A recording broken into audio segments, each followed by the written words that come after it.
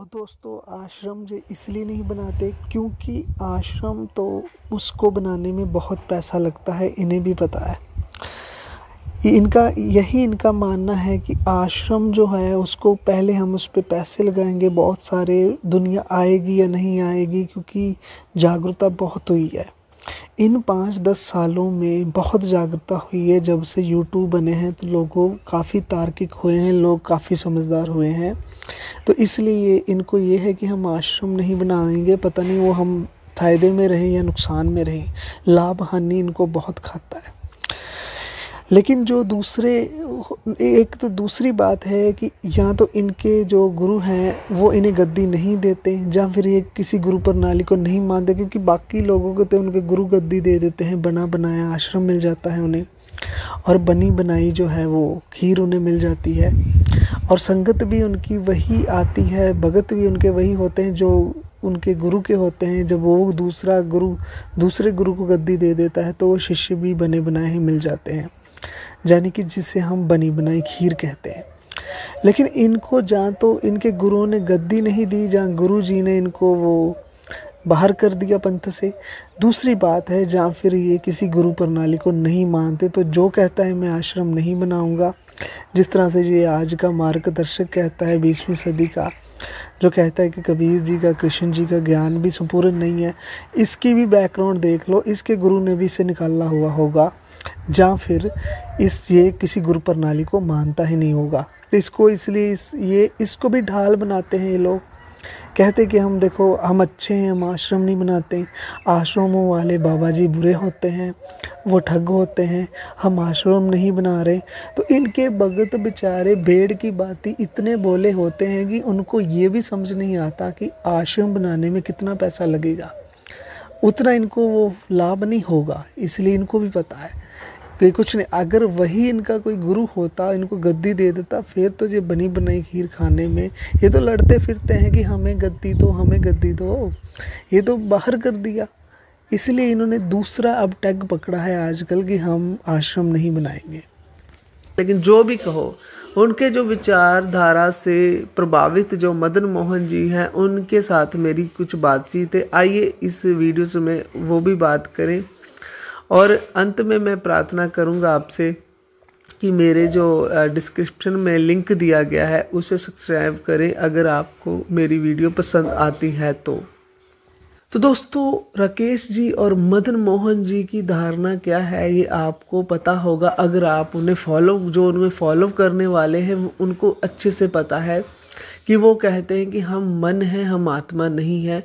वो कहते, उनकी भी एक धारणा है, वो कहते हैं कि हम मन हैं, और मन का काम है प्रयास करना, और मन जितनी भी चाहे जितना मर्जी जोर लगा ले, क्योंकि सब साधनाएं मन की है, और मन कभी परमात्मा को अनुभव नहीं कर सकता, क्योंकि इतनी पहुंच मन की नहीं, और परमात्मा अनुभवतीत है।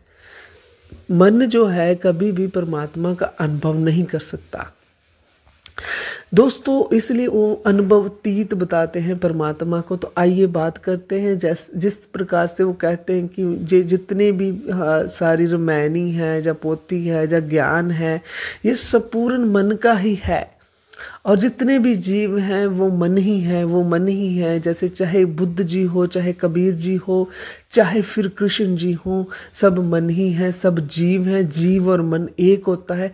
यदि आप उनकी धारणा से परिचित है तो वो यही कहते हैं। तो जब मेरी मदन मोहन जी से बात हुई तो मैंने इन्हें कहा कि आप पोथी पानी मानते हो या नहीं मानते, पहला मेरा प्रश्न इनसे यही था। और मैंने कहा सब अगर मन है, सब जीव है, तो आप किस सत्ता से ज्ञान दे रहे हो? क्या आप आत्मा हो, या आप शरीर हो, या आप मन हो? पहले अपना आप बताएं कि मैं कौन हूँ। तो ये क्या बोले, आइए सुनते हैं। मित्र, हम मन की सत्ता से बोल रहे हैं। तो दोस्तों आपने सुना मदन मोहन जी से, उन्होंने कहा कि हम मन की सत्ता से बोल रहे हैं, यानी कि वह भी जीव है।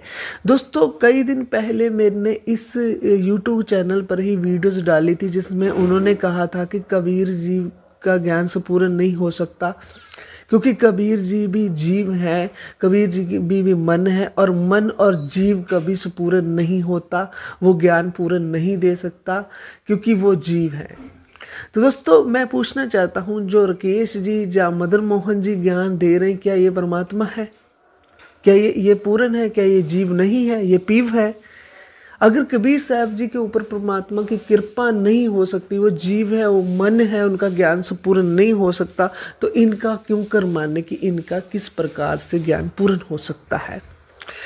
दोस्तों ये सबकी समझे, सबकी सोचे, सबके अनुभव 1 मिनट में कह देते हैं कि सब माया है। जैसे राकेश जी लोगों को गुमराह करते हुए कहते हैं कि आपकी सोचे, आपकी समझे जितनी भी, क्योंकि वो आपको पंगु कर रहे हैं, आपके विवेक को छीन रहे हैं और आपको एक बेड़ बना रहे हैं। एक बेड़ बनाने का अर्थ होता है जिसका विवेक छीन लेना, जो जिसकी चेतनाई छीन लेनी, जिसकी जागरूकता छीन लेनी और बेड़े बनाना। प्रत्येक पंथ आश्रमों में जो गुरु बाबा बनकर बैठा है, वो यही इसीलिए बैठा है क्योंकि वो चाहता है कि ये बेड़े बन जाए, इनका कोई विवेक ना जागरूक हो और ये कोई प्रश्न ना कर ले। जिस दिन हमसे प्रश्न करने लगेंगे, हम उत्तर नहीं दे पाएंगे, तो ये सब भाग जाएंगे। दोस्तों इसी तरह जो राकेश जी है, वो भी ये कहना चाहते हैं कि आपकी सोचे समझे, यानी कि आपके सोच समझ पर, अपने विवेक पर आपके बंधन लगा दिया है।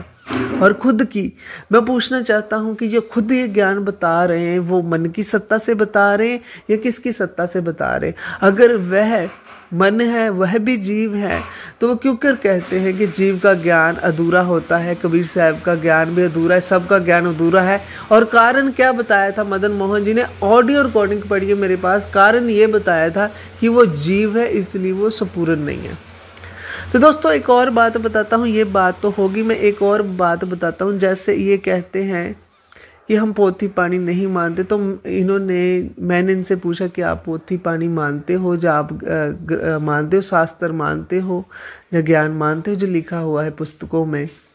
तो इन्होंने क्या कहा, आइए सुनते हैं।